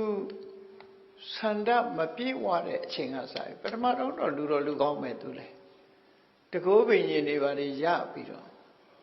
မြတ်စွာဘုရားထံကတပြိခံပြီးတကောပင်ရှင်တွေရနောက်ပိုင်းမှာသူပျက်စီးသွားတာတခြားမဟုတ်ဘူးအဇာတတကသူ့ကိုကိုးကွယ်လိုက်တာပျက်စီးသွားလူဆိုတာနာမည်ကြီးသွားရင်လည်းပျက်စီးတတ်တယ်ယာဓုကြီးသွားရင်လည်းပျက်စီးတတ်တယ်နော်ပစ္စည်းဥစ္စာတွေပေါ်များသွားရင်လည်းပျက်စီးတယ်မခံနိုင်တဲ့လူကအဲ့လိုပဲဖြစ်တယ်ဒေဝရတ်ပျက်စီးသွားတာတခြားကြောင့်မဟုတ်ဘူးသူဟာအဇာတတကကိုးကွယ်လိုက်တာကြောင့်ပျက်စီးသွားတာတိုင်းပြည်ကိုဘုရင်ကိုယ်တိုင်ကသူ့ကိုကိုးကွယ်တယ်ဆိုတော့သူကသိပ်ပြီးထင်ကြီးသွားတယ်သိပ်ထင်ကြီးသွားပြီးတော့သူ့ကိုအားပေးကပ်ပြီးတော့ကပ်ဖားရဖားလုပ်တဲ့လူတွေကလည်းရှိတယ်လေဒါထုံးစံပဲခဏမှရှိတာမဟုတ်ဘူးဟောဘယ်ခေတ်မှမဆိုရှိတယ်တူတယောက်နာမည်တက်လာပြီဆိုဝန်းရမဲ့လူတွေပြည့်လာနော်ဝန်းရညဝန်းရတဲ့လူတွေတွန်းကြတယ်ဒေဝရဟာရာဇဂုံမြို့မှာသူကဘုရင်ကိုယ်တိုင်ကညနန်နဲ့တနေ့ဆုံးအုပ်900ပို့ပြီးတော့ယထာ900နဲ့လူအုပ်ကြီးနဲ့သွားပြီးတော့သူ့စီကိုစီးကတ်တာဆိုဘလောက်သူဟာဘဝင်မြင့်စရာကောင်းတယ်အဲ့ဒီအခြေအနေကသူ့ကိုဖျက်ဆီးလိုက်တာပဲအဓိကကတော့သူရဲ့ပင်ကိုယ်စိတ်ညံ့ဖြစ်မှုပေါ့နော်အဲ့ဒီပေါ်မှာတိတ်ตาရသွားတယ်ตาရသွားတော့သူနာကပ်ပြီးတော့မြောက်ပေးတဲ့ကိုတော်တွေကလည်းရှိတယ်အဲ့ရှိတော့ဘာလုပ်တုံးဆိုမြတ်စွာဘုရားထံဘုရားပရိသတ်လက်ကောင်မှာတက်ပြီးတော့ဒီတန်ဃာတွေကိုသူဥဆောင်မှမယ်သူ့တန်ဃာတွေလွှဲအပ်ပါဆိုတယ်တောင်းဆိုချက်ကိုတောင်းလာတယ်အဲ့ဒီလိုမှဘုရားလက်မခံတဲ့အခါမှာသူဟာမြတ်စွာဘုရားကိုယံနှုတ်တော့တာပဲသူလုံနေတာယံလုံနေတာအကုန်နောက်ပိတ်ဆုံးကြတော့သူလုံသမျှဟာတွေကမအောင်မမြင်ဖြစ်လာပြီးကြာဆုံးပြီးယောဂဝေဒနာတွေဖြစ်လာတဲ့အချိန်နောက်ပိုင်းကျတော့သူဟာပြန်ပြီးတော့သူလုံးမိတဲ့အမှားတွေပြန်တွေ့လာတယ်ဟောမကောင်းတာလုပ်တဲ့လူကဝိပတိတာတာဖြစ်လာမြတ်စွာဘုရားကလည်းခြေတော်တရားရအောင်လုပ်တဲ့တန်ဃာတွေကိုလည်းသင်ခွဲပြီးတော့သွားတယ်အဲ့ဒီလိုမြတ်စွာဘုရားကိုဒုက္ခရောက်အောင်လုပ်ပြီးတဲ့နောက်ပိုင်းကျတဲ့အခါသူကိုယ်တိုင်ဒုက္ခရောက်ပြီဆိုတဲ့အခါမကြမ်းမှဖြစ်ပြီဆိုတော့ဝိပတိတာတာဖြစ်လာဆိုလိုတာကမကောင်းမှုလုပ်တဲ့ပုဂ္ဂိုလ်ဟာဒီကိုရောက်လာတာတနေ့ချအဲ့ဒီလိုဝိပတိတာရစိတ်နှလုံးမသာမယာဖြစ်လာတဲ့အခါမြတ်စွာဘုရားဝန်ချတောင်းပန်မှုနောက်ဆုံးအချိန်မှာသူလာတာအဲ့အချိန်မှာသူကတတိယနေပြီနော်သူ့အမှားကိုတောင်းပန်ခြင်းလို့လာသို့တော့သူဟာဘုရားနဲ့ပြန်တွေ့နိုင်လောက်အောင်အတိုင်းတာသူ့မှာကုသကံမရှိတော့ဒါကြောင့်မို့ဇေရုံအကြောင်းနဲ့လည်းရောက်ရောနော်ခိတ္တခဏဘုရားစီမရောက်ခင်လေးမှာပဲခိတ္တခဏခြေတော့ကိုမြေကြီးပေါ်ချလိုက်တာနဲ့တပြိုင်နက်မြေကြီးကကျုံးဝင်သွားပြီးတော့မြေမျိုးခံရတယ်ဆိုတာဒါဒီလိုအကုသိုလ်ကံအဲ့လိုတိုးဒီဝိပတိတာရဖြစ်စေတယ်ဆိုတာဒီသဘောကိုပြောပြတာเนาะနောက်ဆုံးဝိပတိတာရဆိုမကြေမနက်တွေကိုယ်စိတ်ထဲမှာစိတ်မကောင်းမှုတွေနဲ့နောက်ဆုံးမှဆုံးသက်သွားကြပြင်လို့မရတဲ့အမှားမျိုးကိုပြင်မိရင်တော့ဘယ်လိုမှလုပ်လို့ရမှာတော့မဟုတ်ဘူးဒါကြောင့်မို့အကုသိုလ်ဟာအဲ့ဒီအချိန်မှာသူမြတ်စွာဘုရားကိုမြေမျိုးခံရရင်းကနေပြီးတော့သူတကူလုံးဟာမြေကြီးတဲ့ကျွန်းပြီးတော့မြုပ်ဝင်သွားတာဘာနဲ့တူတုံးဆိုလို့ရှိရင်တောကြီးထဲမှာရွှွညွန်အိုင်ကြီးတွေရှိတတ်တယ်အပေါ်ယံမှာမြက်တွေပေါက်နေတယ်မသိတဲ့လူတွေကအဲ့ဒီရွှွညွန်အိုင်ကြီးကိုဖြတ်လိုက်မယ်ဆိုလို့ရှိရင်ဆင်းနေဖြတ်ရင်လည်းဆင်းနေဟာအဲ့ထဲရောက်သွားရင်တဖြည်းဖြည်းချင်းမြုပ်သွားတော့ပြန်ပေါ်မှုမရှိတော့လူဆိုရင်လည်းလူဟာမြုပ်သွားတာတဖြည်းဖြည်းချင်းမြုပ်သွားတော့ပြန်လှုပ်လေမြုပ်လေပဲပြန်ထွက်လို့မရတော့အဲ့ဒါလိုပဲသူကလည်းမြုပ်သွားတော့နောက်ဆုံးမှာမြတ်စွာဘုရားကိုဒီမသေးခင်လေးမှာဒီအယိုးတွေနဲ့ဒီအသွေးအသားတွေနဲ့မြတ်စွာဘုရားကိုဝန်ချတောင်းပန်ပြီးကြောပါတယ်လို့ဆိုပြီးသူ့အမှားကိုတောင်းပန်သွားတယ်ပေါ့ အဲ့ဒါကြောင့်မို့လို့သူဟာအဝိဇ္ဇငရဲလွတ်တဲ့အခါကြလို့ရှင်အထိတ်တရဆိုတဲ့ပိစိကဗုဒ္ဓအဖြစ်နဲ့တန်တရားဝတ်ကကျွတ်မယ်တဲ့ဒါကြောင့်မို့မြတ်စွာဘုရားသူ့ကိုသင်္ကန်းဝတ်ပေးတာဟာအဲ့ဒီအကျိုးကျေးဇူးပဲသင်္ကန်းဝတ်ရခြင်းတရားဓမ္မကျင့်ကြံကြိုးကိုအထောက်အခြင်းအကျိုးဟာသူဟာမိုက်နောင်တတွေရပြီးနောက်ဆုံးမှာပိစိကဗုဒ္ဓဖြစ်နိုင်တဲ့အရေးချင်းမျိုးတွေသူတဏ္ဍာရသွားခြင်းဟာဒါအကျိုးကျေးဇူးပဲပေါ့ဒီဝရကိုဘာကြောင့်မြတ်စွာဘုရားယဟန်ခံပေးရတာတုံးဆိုတာအဲ့ဒါပဲမဟုတ်တာလုပ်မယ်ဆိုတာသိတယ်သိပြီမဲ့လို့လူဘဝနဲ့မဟုတ်တာလုပ်လို့ရှိရင်သူဟာသူ့ကိုယ်သူတန်တရားဝတ်ကလွတ်ဖို့အတွက်ဆွမ်းဆောင်နိုင်မှာမဟုတ်ဘူးယဟန်ဘဝရောက်တဲ့အခါလမ်းစာတွေ့ထားပြီးဖြစ်သည့်အတွက်ကြောင့်အဲ့ဒီလမ်းကြောင်းအတိုင်းကိုယ်ပိုင်ရှောက်နှမ်းနိုင်တဲ့အရေးချင်းမျိုးတွေသူရသွားတယ်ဒီဘဝမှာရလိုက်တာလေနောက်ဘဝမှာဆက်ရတယ်ဒီလိုဆိုပညာဆိုတာပျောက်သွားတာမဟုတ်ဘူးပေါ့ဒါတွေကိုရည်ရွယ်ပြီးတော့ကုသိုလ်ဆိုတာကြတော့ဝန္တာကြည်နူးမှုတွေနဲ့သွားသည့်အတွက်ကြောင့်ကုသိုလ်ဟာတိုးတက်လာတယ်အကုသိုလ်ကြတော့ဒီစိတ်မကောင်းဖြစ်ပြီးတော့အကုသိုလ်ဟာတိုးတက်လာမှုမရှိဘူးလို့ဒီရှုထောင့်ကနေပြီးတော့ကုသိုလ်နဲ့အကုသို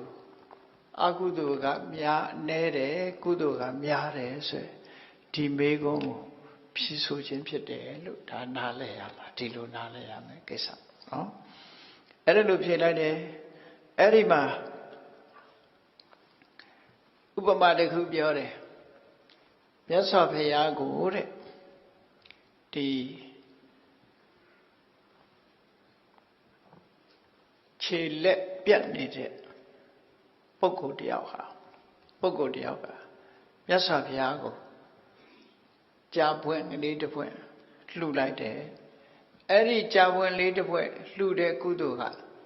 60နဲ့တကဘာထိအောင်သူဟာအပင်ငရဲမရောက်ဘူးတဲ့ဒါကြောင့်အဲ့ဒီဟာကိုကြည့်ရင်လည်းပဲကုသိုလ်နဲ့အကုသိုလ်ဟာကုသိုလ်ကများပါတယ်လို့ဒီလိုဆိုလိုတာနော်ကုသိုလ်ရဲ့အစွမ်းကပိုကြီးမားတယ်ပေါ့ဒါပြောတာလှူတဲ့ကုသိုလ်ကတခုတည်းပဲအဲ့ဒီပန်းလေးတစ်ပွင့်လှူလိုက်တာနဲ့ပဲ60တကဘာအပယ်မလားဘူးဆိုတာစာပေကျမ်းကနေမှဒီလိုဆိုထားတာပန်းလေးတစ်ပွင့်နဲ့ရောဒီလိုဖြစ်နိုင်သလားလို့မေးစရာရှိတယ်ပေါ့နော်မေးစရာရှိတယ်ပန်းလေးတစ်ပွင့်လှူလိုက်တဲ့ကုသိုလ်နဲ့သူဟာ60တကဘာအပယ်မလားဘူးဆိုဒီမှာဘယ်လိုရည်ရွယ်ချက်နဲ့ဘယ်လိုအကြောင်းချင်းရနဲ့ပြောတယ်လဲဆိုရင်ပန်းတစ်ပွင့်လှူတဲ့ကုသိုလ်ကိုအကြောင်းပြုပြီးတော့သူဟာကောင်းရသူဒီပုံဆိုတော့လူဖြစ်တယ်ဆိုတော့လူဖြစ်တယ်နတ်ဖြစ်တယ်နတ်ဖြစ်ပြီးတော့လူပြန်ဖြစ်တယ်လူပြန်ဖြစ်တဲ့အခါမှာကုသိုလ်ကောင်းမှုတွေဆက်လုပ်တယ်ဆက်လုပ်တော့လူဖြစ်လိုက်နတ်ဖြစ်လိုက်လူဖြစ်လိုက်ကောင်းတာတွေကြီးပဲဆက်လုပ်သွားသည့်အတွက်ကြောင့်ပန်းတစ်ပွင့်လှူခဲ့တဲ့ကုသိုလ်ရဲ့အရှိန်နဲ့ဆက်ပြီးတော့ကုသိုလ်တွေလုပ်အဲ့ဒါလိုလှုပ်ခြင်းကြောင့်60တကဘာထိအောင်သူဟာအပေငရဲကိုမရောက်ဘူးလို့သူတို့ဆိုတာပေါ့နော်အဲ့ဒါလိုဆိုလို့တယ်ပေါ့ကုသိုလ်တရားတွေဟာတိုးတက်လာတယ်ပေါ့တဖြည်းဖြည်းတိုးတက်လာတယ်ဒါလေးကိုအကြောင်းပြုပြီးတော့ကုသိုလ်ဟာတက်ပြီးတော့လာတဲ့သဘောရှင်းပြတာသာဖြစ်တယ်ပေါ့ဒါက89ခုမြောက်မေခွန်းနဲ့အဖြေပဲဖြစ်တယ်ပေါ့ဟောနောက်ထပ်မေးတာကြတော့ဘာလို့ဆိုဇာနန္တပပကရဏ88ခုမြောက်မေခွန်းဟာဇာနန္တပပကရဏဆိုတာမကောင်းမှုလုပ်တဲ့အခါမှာသိလို့လုပ်တာနဲ့မသိလို့လုပ်မိတာဘယ်ဟာပူဆိုးလဲနော်အများကတော့ဖြေတာသိရတဲ့နဲ့လုပ်တာဆိုးတယ်လို့ပြောမှာပဲနော်မကောင်းမှုအကုသိုလ်လုပ်တာမသိလို့လုပ်မိတာနဲ့သိလို့လုပ်တာဘယ်ဟာပူပြီးဆိုးတယ်လေတဲ့ဒီမေကုန်းကိုမေးတာနော်မကောင်းမှုတွေလုပ်ကြတယ်မလုပ်ကောင်းမှုမသိလို့လုပ်မိပါတယ်ဆိုတဲ့လူကသူကမသိလို့လုပ်မိတာဆိုခွင့်ပြုရမလို့ဖြစ်လာဟိုလူကသိကြီးနဲ့လုပ်တယ်ဆိုအဲ့ဒီနှစ်ခုကမသိလို့လုပ်တဲ့လူနဲ့သိကြီးလုပ်တဲ့ပုဂ္ဂိုလ်ဟာဘယ်သူကပိုဆိုးတယ်လဲဆိုမေးကုန်တယ်အဲ့တော့မိလိန်နာမင်းကြီးကမေးတယ်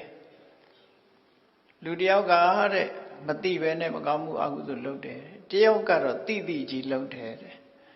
အဲ့တော့အကုသိုလ်ကဘယ်သူပိုများမလဲဒီမေးကုန်မယ်နော်ဘယ်သူရဲ့အကုသိုလ်ကပိုများတယ်လဲလို့ဆိုတော့ ရှင်နာဂသေနာဖြစ်ရမတိပဲလှုပ်တဲ့ပုဂ္ဂိုလ်ရဲ့မတိလို့လှုပ်တဲ့ပုဂ္ဂိုလ်ရဲ့အကုသိုလ်ကပိုများတယ်ဒါအဲ့ဒါလို့ပြောလိုက်လို့ရှိရင်တော့အများစုကထောက်ခံအောင်မဟုတ်သေးဘူးဒီဟာနော်ဘာလို့ဆိုဗမာပြည်မှာဆိုရင်ဒီကောင်သိရတဲ့နဲ့လှုပ်တာလူမိုက်လို့ပဲပြောကြတာမသိလို့လှုပ်မိရင်ခွင့်လွှတ်ချင်ကြတယ်လေလူတွေမှာမသိလို့လှုပ်တာဆိုတာအော်သူမသိလို့ပဲခွင့်လွှတ်ကြသို့တော့ဥပဒေကြလို့မသိလို့ကျွလွတ်မိပါသည်ဆိုတဲ့အခါမှာဥပဒေကခွင့်လွှတ်တာတော့မရှိဘူးမသိလို့လှုပ်မိပါတယ်ဆိုတာနဲ့ဥပဒေကလွတ်မှာတော့မဟုတ်ဘူးပေါ့အေးအကုသိုလ်မှလည်းပဲမသိလို့လှုပ်မိတာနဲ့တိတိကြီးလှုပ်တာဘယ်ဟာကပိုဆိုးတယ်လဲလို့ဆိုရင်အများရဲ့အဖြေကတော့တိတိကြီးနဲ့လှုပ်တာပိုဆိုးတယ်မိုက်လို့လှုပ်တာဆိုပြီးတော့ဒီလိုဖြေချလိုက်မယ်သို့တော့ရှင်နာဂသေနာကတော့မသိလို့ဒီအကုသိုလ်လှုပ်မိတာကပိုဆိုးတယ်ပိုများတယ်တဲ့ဆိုတော့မိလိနာမင်းကြီးကလည်းပဲအဲ့ဒီအဖြေကိုသူသဘောမတူဘူးသူကအဲ့ဒီသဘောမတူဘူးဆိုရင်ကိုတော်တဲ့ဒီလိုဆိုလို့ရှိရင်တဲ့သူ့ရဲ့အမှုတန်းနေတဲ့ကမင်းသားတွေပဲဖြစ်စေအမတ်တွေပဲဖြစ်စေမသိလို့မကောင်းမှုလုပ်တဲ့လူတွေကို तू ကဒဏ်နှစ်ဆချမှာပေါ့ဒီလိုဆိုလို့ရှိရင်မသိလို့လုပ်တယ်ဆိုရင်ဒဏ်ကိုနှစ်ဆချမယ်အပြစ်ဒဏ်ကိုနှစ်ဆပို့ချမယ်ဆိုတော့အဲ့ဒီမှာရှင်နာဂသေနာကိုအဲ့လိုပြောလိုက်တဲ့အခါရှင်နာဂသေနာကသူ့ပြန်မေးတယ်ကဲသင်မင်းကြီးကြိုက်တယ်လို့ဖြေနော်တန်ခဲကြီးနှစ်ခဲရှိတယ်တန်ခဲကြီးနှစ်ခဲရှိတယ်အဲ့ဒီရဲတောက်ပူးနေတဲ့တန်ခဲကြီးမတိလို့ပူမှန်းမတိလို့ကြိုင်မိတဲ့လူရဲ့ပူမှန်းသိရတဲ့နဲ့ကြိုင်တဲ့လူရဲ့ဘယ်သူသက်သာမလဲတဲ့နော်အဲ့ဒါနှစ်ခုပဲစဉ်းစားကြည့်နော်ပူတယ်ဆိုတာသိတဲ့ပုဂ္ဂိုလ်ကတော့သူဆက်ခနဲ့ကြိုင်မှာပဲသူနော်မသိလို့ကြိုင်တဲ့လူကအေးအေးဆေးဆေးကြိုင်ပဲလေအဲ့တော့အေးအေးဆေးဆေးကြိုင်တဲ့လူပိုးလောင်မှာပေါ့သူမသိလို့လှုပ်လိုက်တာမသိလို့လှုပ်လိုက်ရင်ပိုဆိုးသွားသိရတဲ့နဲ့လှုပ်တဲ့ပုဂ္ဂိုလ်ကြတော့သူက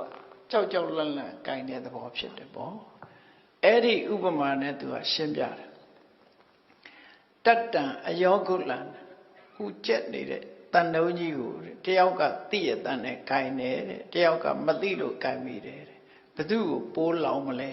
တဲ့ဟောမသိတဲ့ပုဂ္ဂိုလ်ပိုးလောင်တယ်သိတဲ့ပုဂ္ဂိုလ်ပိုးမလောင်အဲ့တော့အကုသိုလ်လုံးရင်လည်းအဲ့ဒီအဖြေမျိုးပဲဖြေလေးရှိတယ်မသိလို့လုံးမိတယ်ဆိုတဲ့အကုသိုလ်ကပို့ပြီးတော့ကြီးမားသွားတယ်တိတိကြီးလုံးတယ်ဆိုတဲ့အကုသိုလ်ကနော်အမှတ်ဒီမြဲမြဲဆန်းဆန်းသိတဲ့အပိုင်းကလေးကတခုရှိနေသည့်အတွက်ကြောင့်သူဟာမကောင်းမှန်းသိလျက်နဲ့လှုပ်လိုက်မိတယ်မရှောင်နိုင်လို့လှုပ်လိုက်မိတယ်ဆိုတဲ့အကုသိုလ်ဟာအပြစ်သေးတယ်လို့ဒီလိုဆုံးဖြတ်တယ်ဒါကိုကြည့်ပြီးတော့လည်းပဲအကုသိုလ်မှာမသိဘဲနဲ့လှုပ်တဲ့အကုသိုလ်ကမသိလို့လှုပ်တာကပို့ပြီးတော့အပြစ်ကြီးတယ်လို့အဘိဓမ္မာသင်္นานတွေမှာလည်းဒါကိုကြည့်ပြီးဖြေချတာပဲเนาะဒီလိုသိပြီးတော့ဖြေတယ်ဒီတန်တုံးဥပမာနဲ့ပြောပြီးတော့ဖြေတာပဲမိပူနေတဲ့တန်တုံးကိုပူမှန်းမသိလို့ကြိုင်ရင်ပို့ပူခံရမယ်ပူမှန်းသိရတဲ့နဲ့ကြိုင်လိုက်တဲ့ပုဂ္ဂိုလ်ကတော့ပူလောင်မှုတက်တာတယ်လို့ဒီလိုဆိုတယ်ပေါ့အဲ့ဒါလို့ရှင်နာဂသေနာကလည်းမသိလို့လှုပ်တဲ့အကုသိုလ်သိရတဲ့နဲ့လှုပ်တဲ့အကုသိုလ်ဘယ်နှခုကပို့အပြစ်များသလဲဆိုတဲ့နေရာမှာမီးပူးနေတဲ့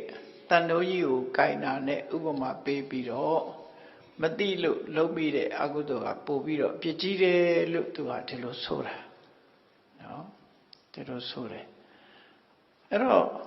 အခုလို့မေးခွန်းနေမေးတဲ့အထက်မှာကို88ခုမြောက်မေးခွန်းနဲ့အဖြေအဲ့ဒါပြီး89ကျတော့ဘာမေးပြန်တော့ဆိုဥတ္တရကုရုကာဓိကမနာအလွန်ဝေးတဲ့ဒေသကိုသွားတယ်ပေါ့အဲ့ဒီသွားတာနဲ့ပတ်သက်ပြီးတော့မေးတယ်ဒီဝိလတ်တဲ့ဒေသတွေကိုရှင်ဘုရားတဲ့တစုံတယောက်ဟာဒီခန္ဓာကိုယ်နဲ့ဒီခန္ဓာကိုယ်ကြီးနဲ့ဥတ္တရကုရုဆိုတဲ့မြောက်ကျွန်းကိုသွားမယ်သို့မဟုတ်ဗြဟ္မပြေကိုသွားမယ်သို့မဟုတ်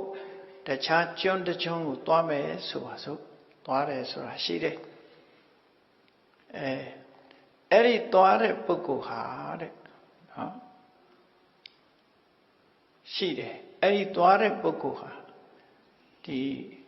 ခန္ဓာကိုယ်ကြီးနဲ့သွားတာတွေရှိတယ်ဆိုတော့ရှင်နာဂသေနာရှိတယ်တဲ့ဒီဓာတ်၄ပါးနဲ့ဖွဲ့စည်းထားတဲ့ခန္ဓာကိုယ်ကြီးနဲ့ဥဒ္ဒရာကုရုပဲဖြစ်စေဗြဟ္မပြေပဲဖြစ်စေတခြားနေရာပဲဖြစ်စေသွားတယ်ဒါဖြင့်ဒီခန္ဓာကိုယ်ကြီးနဲ့ဒီလောက်ဝေးလံတဲ့နေရာဘယ်လိုသွားတာလဲသူမေးချင်တာအဲ့ဒါဘယ်လိုသွားတာလဲဘယ်လိုသွားတော့ဆိုတော့ရှင်နာဂသေနာဖြေပြန်မေးတယ်ဒီမြေကြီးမှာတထွားတထောင်သင်မင်းကြီးခုံတာများငယ်ငယ်တုန်းကခုံခဲ့တာများမှတ်မိသလားတဲ့မှတ်မှတ်ရရရှိသလားခုံခဲ့တာရှိပါတယ်တဲ့သူဟာ၈တောင်လောက်ထိအောင်ခုံနိုင်တယ်ပေါ့မြင့်၈တောင်လောက်ထိအောင်သူခုံနိုင်တယ်လို့ဆိုဟုတ်ပြီအဲ့ဒါလို့ဘလို့ခုံတာတော့ပြောပြစမ်းပါလို့ဆိုသူဟာပထမစိတ်ထဲမှာခုခေတ်လူတွေဆိုကီသွင်းလိုက်တာပေါ့နော်ခုံတော့မယ်ဆိုရင်ကီသွင်းတယ်ပေါ့ဘလောက်ထိအောင်ခုံမယ်ဆိုပြီးတော့သူအရင်အားနဲ့အရင်ကြည့်ပြီးတော့သွင်းလိုက်တယ်သွင်းပြီးတဲ့အခါကျတော့ဘယ်နေရာကနေဘလောက်ထိအောင်သူကြအောင်ခုံမယ်ဆိုပြီးတော့ခုံလိုက်တာအဲ့တော့သူစိတ်ထဲရဲ့ရှိမှန်းချက်အတိုင်းသူခန္ဓာကိုယ်ကြီးကမြောက်တက်သွားပြီးတော့သူဟာခုံလေ့ကျင့်ထားတော့စိတ်အားနဲ့ခုံတယ်ဆိုတာဒီရုပ်ခန္ဓာကိုယ်ကြီးကစိတ်အားနဲ့ခုံတာပဲလေပြည့်ခုံပြည့်ကစားတဲ့လူတွေလည်းဒီလိုပဲလေ့ကျင့်ထားတာအဲ့တော့စိတ်ဆွမ်းအားတွေပါတာပေါ့ခုံတယ်ဆိုတဲ့နေရာမှာစိတ်ဆွမ်းအားတွေပါစိတ်နဲ့ထိမ့်ပြီးတော့ခုံသွားတာအဲ့ဒါလို့စိတ်ဆွမ်းအားနဲ့ကိုယ်ဟာပေါ့သွားတယ်ပေါ့အဲ့တော့စိတ်ကြောင့်ပေါ့သွားတယ်ဆိုတဲ့သဘောတရားဟာစဉ်းစားကြည့်ဘုန်းကြီးတို့တွေလမ်းလျှောက်တဲ့အခါမှာဒီအတ္တမောဟတံစင်ညတွေ့ဝေမှုကင်းတဲ့တတိထားမှုဆိုတဲ့နေရာနဲ့ပတ်သက်ပြီးတော့ပြောတာတမန်အပြင်ပြောမယ်ဆိုရင်ခြေတော်လေးတစ်ဖက်မြောက်လိုက်တယ်နောက်တစ်ဖက်ကချလိုက်တယ်မြောက်လိုက်ချလိုက်မြောက်လိုက်ချလိုက်နဲ့လူရခီးရောက်သွားတယ်လမ်းလျှောက်တယ်ဆိုတာအဲ့တော့မြောက်တယ်ဆိုတာတော့ခဏခေတ်မှာတော့ပြောလိမ့်မယ်ကြွက်သားအားပေါ့ကြွက်သားအားနဲ့မြောက်တယ်မြောက်ချင်တဲ့စိတ်ကအရင်ဖြစ်တယ်ဖြစ်လာတဲ့အခါမှာကြွက်သားအားနဲ့မြောက်တယ်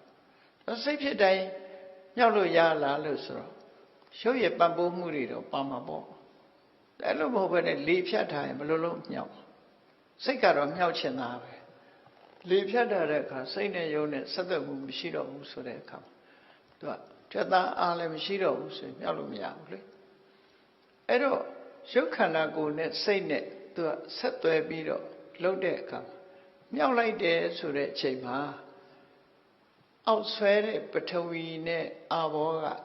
ရောချသွားပြီးတော့မြင့်တဲ့စေတတ်တဲ့တေဇောနဲ့ဝါယောကပုံများလာသည့်အတွက်ကြောင့်ခြေတော်ကမြောက်လို့ရသွားတယ်ဒါကစာလူပြောတဲ့စကားပေါ့နော်ဓာတ်ကြီး၄ပါးဟာအလေးချိန်ကွဲပြားခြားနားသွားတယ်အဲ့ချိန်တာမန်လူတော့တတိထားလို့မရဘူးပေါ့နော်ပထဝီနဲ့အာဘောကရောချသွားပြီးတေဇောနဲ့ဝါယောကမြင့်တက်လာအမောက်များလာတယ်ပေါ့များလာသည့်အတွက်ကြောင့်ခြေတော်မြောက်လို့ရတယ်ပြန်ချပြီးဆိုတဲ့အခါကျတော့လေနဲ့တေဇောနဲ့ဝါယောနဲ့ကရောချသွားပြီးတော့ပထဝီနဲ့အာဘောကပြန်များလာတော့ပြန်ကြအဲ့ဒီဥပမာသဘောအတိုင်းပဲကောင်းကင်ကိုလေမြန်ကြီးပြန်တက်တယ်ဆိုတာအင်ဂျင်စွမ်းအားနဲ့အပူတွေပေးလိုက်တဲ့အခါပြေးလမ်းပေါ်မှာပြေးလိုက်တော့လေတွေရလာအပူအားကြောင့်မို့လို့လေဘူးတွေနဲ့လေကြီးရဲ့ပြေးလမ်းပေါ်မှာပြေးတဲ့အရှိန်နဲ့အမှန်တန်လေးလံတဲ့လူတွေများစွာတင်ထားတဲ့ပစ္စည်းတွေလည်းတင်ထားတဲ့လေမြန်ကြီးဟာကောင်းကင်ကိုမြောက်တက်သွားတယ်ဆိုတာဘသူရဲ့စွမ်းအားလုံးလို့မေးမယ်ဆိုရင်တော့တေဇောနဲ့ဝါယောစွမ်းအားနဲ့သွားတာအဲ့ဒါနဲ့မြောက်တက်သွားတာပြန်ဆင်းတဲ့အခါကျတဖြည်းဖြည်းလေတွေလျှော့ချပြီးပြန်ဆင်းတာလေအဲ့တော့တောင်ပန်ကြီးထဲမှာလေယိုပေါက်တွေပြန်လှုပ်တယ် ပြန်ရုပ်ပြီးတော့အဲ့ဒီလေမြန်ကြီးကဆင်းလာတာတဖြည်းဖြည်းအောက်ပြန်ကျအဲ့ဒီသဘောပဲလူတွေလမ်းလျှောက်တယ်ဆိုတာလေလူတွေမြင့်တက်သွားလို့ရှိရင်လေခုနအာဘောတေဇောနဲ့ဝါယောကများလာပြီးတော့ပထဝီနဲ့အာဘောကရောကျသွားတယ်ပထဝီနဲ့အာဘောကအဆွဲတက်အောက်ကိုဆွဲချတဲ့သဘာဝတက်ဒါမှမဟုတ်ပထဝီတွေများပြီးအာဘောတွေများနေတဲ့ပုဂ္ဂိုလ်တယောက်ဟာလေးလံထိုင်ပိုင်းလာတယ်တေဇောနဲ့ဝါယောများလာတဲ့ပုဂ္ဂိုလ်ပေါ်ပါသွက်လက်တယ်ဆိုတာအဲ့ဒီသဘောပဲဒါကဓာတ်ကြီးလေးပါဆိုဘိန်းတော်သံနဲ့ပြောတယ်လို့လည်းမအောင်မေ့လေနဲ့ဒီလိုပဲဆိုတာပဲเนาะအဲ့တော့ဓာတ်ကြီးလေးပါနဲ့ဒီလိုသွားတော့မူရင်းကအဲ့တော့ဒီမှာလည်းပဲသူကစိတ်ရဲ့စွမ်းအားနဲ့ခုနလျှော့ချလိုက်တယ်စိတ်နဲ့ခုံပြန်တော့မယ်ဆိုရင်စိတ်နဲ့စွမ်းအားနဲ့ပထဝီနဲ့အာဘောကိုလျှော့ချပြီးတော့တေဇောနဲ့ဝါယောကိုမြင့်တင်ပေးလိုက်တဲ့အခါလူဟာပေါ့သွားတယ်ပေါ့သွားပြီးတော့ခုံပြန်လို့ရသွားတယ်သဘောလို့သူဆိုတယ်အဲတခါတည်းအိမ်မက်ဖူးကြသလားဘုန်းကြီးတို့တော့တခါမက်ဖူးနှစ်ခါတော့လောက်မက်ဖူးပါတယ်ညကောင်းကင်ရံပြန်တက်ရတယ်လို့အိမ်မက်ခန္ဓာကိုယ်လေးကြွပြီးတော့လှုပ်ပေးလိုက်လို့ရှိရင်မဲ့အပေါ်ပြန်တက်သွားနော်ပြန်တက်သွားတယ်အဲ့ဒါထူးထူးဆန်းဆန်းတော့မမှတ်လေနဲ့ခန္ဓာကိုယ်ထဲမှာလေတွေများလာလို့ရှိရင်အဲ့ဒီအိမ်မက်တက်တဲ့ကောင်းကင်ပြန်ရတယ်လို့တော့ဓာတ်လေးပါဖောက်ပြန်လို့ဖြစ်တယ်တခါတလေကျတော့စောင်းနေခြုံထားတာကလွတ်နေတော့အေးပတ်နေတဲ့အခါဆိုရင်နည်းနည်းခန္ဓာကိုယ်ကအေးနေပြီဆိုရင်အိမ်မက်ကဗာမဲ့တတ်တုံးဆိုရေထဲဆင်းကူးနေရတယ်လို့မဲ့ပြန်ဒါလည်းပဲအထူးဆန်းမဟုတ်ဘူးအိမ်မက်တွေသွားဖတ်မနေနဲ့ကိုယ်ဓာတ်လေးပါမညီတာလို့ဆိုလို့တယ်ပေါ့နော်အဲ့ဒီလိုလောကကြီးဟာထူးဆန်းမှုတွေတော့ဖြစ်တတ်တယ်အိမ်မက်ဆိုတာလည်းအတိတ်နမိတ်အနေနဲ့မဲ့ရင်တော့သူကခံစားချက်အတိတ်နမိတ်အနေနဲ့မဲ့ရင်တော့မှန်တာလည်းရှိတယ်ပေါ့သို့တော့စိတ်ရဲ့ခံစားချက်ရုပ်ရဲ့ဖောက်ပြန်မှုတွေကိုယ်ခန္ဓာကိုယ်အဓာတ်ကြီးလေးပါမညီမျှမှုတွေကြောင့်လည်းမက်တတ်တယ်မက်တဲ့အခါကျတော့ဓာတ်လေးပါမညီမျှလို့မက်ထားကြတော့ဒါသူ့ရဲ့အိမ်မက်ရဲ့အကျိုးဆိုတာမရှိဘူးပေါ့လူခန္ဓာကိုယ်အခြေအနေရမက်ထားအရေးတဲ့ဆင်းချုံနေရပြီမက်လို့ရှိရင်စောင်းပေါ်နေပြီသိချတယ်အေးမိနေတယ်အဲ့ဒါမျိုးဖြစ်တတ်တယ်ပေါ့နော်ဒါကိုယ့်ကိုစဉ်းစားကြည့်လို့ရှိရင်လည်းသိပါအဲ့တော့ဒီမှာဘုရင်ကြီးကသူ့အတွေ့အကြုံကိုပြောတယ်သူဟာပြန်တက်မယ်ဆိုတဲ့စိတ်ကိုအတင်းလိုက်တဲ့အခါမှာသူခန္ဓာကိုယ်ပေါ့သွားပြီးတော့ခုန်နိုင်သွားတယ်လို့သူတို့ဆိုတယ်အဲ့ဒီလိုခုန်နိုင်သွားတယ်လို့သူပြောတော့ရှင်နာဂသေနာကသူ့ကောက်ချက်ဆွဲပြဒီတိုင်းပဲပေါ့တဲ့တကိုးရှင်တယောက်စိတ်ကိုပိုင်နိုင်တဲ့တကိုးရှင်တူဟာသူ့ရဲ့ခန္ဓာကိုယ်ကြီးကိုစိတ်ထဲထည့်လိုက်တာနော်စိတ်ထဲထည့်ပေးတယ်အဲ့တော့တကိုးရှင်တွေဟာဥပမာမြတ်စွာဘုရားဗြဟ္မပြေသွားတာတို့နတ်ပြေသွားတာတို့နော်သွားတာနှမျိုးရှိတယ်ကာယကမနဟောဒီခန္ဓာကိုယ် body ကြီးနဲ့သွားတာတစ်ခုစိတ်တကမနစိတ်နဲ့သွားတာတစ်ခုရှိတယ်နှစ်ခုရှိတယ်ကာယကမနနဲ့သွားလို့ရှိရင်တော့ကောင်းကင်မှာဒီလိုတက်ပြီးတော့ပြန်သွားတဲ့ပုံစံမျိုးဆန်းပြန်တဲ့ဆိုတဲ့ပုံစံမျိုးနဲ့သွားအဲ့ဒါကာယကမနဖြည်းဖြည်းသွားလို့ရစိတ်တကမနနဲ့သွားရင်တော့ဒီနေရာမှာဝုက္ခနဲ့ပျောက်ပြီးဟိုနေရာဘွားနဲ့ပေါ်တာအဲ့ဒါစိတ်တကမနနော်စိတ်တကမနအဲ့ဒါကြောင့်မို့တကူရှင်ပုဂ္ဂိုလ်တွေဟာတဲ့ကိုယ်ကာယကိုစိတ်ထဲထည့်လိုက်တယ်ဆိုတာဒါခုနစိတ်နဲ့သွားမယ်ဆိုရင်ကိုယ်ကာယကိုစိတ်ထဲထည့်ပြီးတော့စိတ်အဟုန်နဲ့သွားလိုက်တဲ့အခါကျဒီနေရင်ဌာနမှာပျောက်ပြီးတော့ဟိုမှာချက်ချင်းသွားပေါ်တာအဲ့ဒါစိတ်ဓာကမ္မနာလို့ခေါ်တယ်စိတ်သွားတဲ့အတိုင်းရောက်သွားတယ်ပေါ့လူတွေကပြောကြတယ်စိတ်သွားတိုင်းကိုပါပြရစေဘယ်လိုလုပ်ပါနော်ဘာစကားစောင်းရတာနဲ့ဘာနဲ့ဘယ်လိုလုပ်စိတ်ကတော့သွားတာပဲမပါနိုင်ဘူးလေအဲ့တော့စိတ်သွားတိုင်းကိုပါတယ်ဆိုတာတကယ်ကိုတကူရှင်နေကြတော့စိတ်သွားတာကိုပါတယ်ပေါ့စိတ်ကိုကိုယ်အလိုတိုင်းကိုဖြစ်စေတယ်လို့ဆိုလိုတယ်အဲ့တော့ကိုယ်ကာယကိုစိတ်ထဲထည့်ပြီးတော့စိတ်ရည်အစွမ်းဖြင့်ကောင်းကင်ကိုပြန်တက်နိုင်တယ်သူဆိုတယ်နော်အဲ့ဒါကိုဆိုလိုတာတဲ့ဒါကဒီလိုဖြေလိုက်တော့မိရိဏမင်းကြီးကဒါလက်ခံသွားပြန် နောက်80မြောက်မိခွန်းရဲ့အဖြေကိုတော့သူကလည်းကြမ်းကြမ်းစီစီတွေရှောက်မေးတာတချို့ဟာတွေကနော်ဒီကတ္ထိပညာတဲ့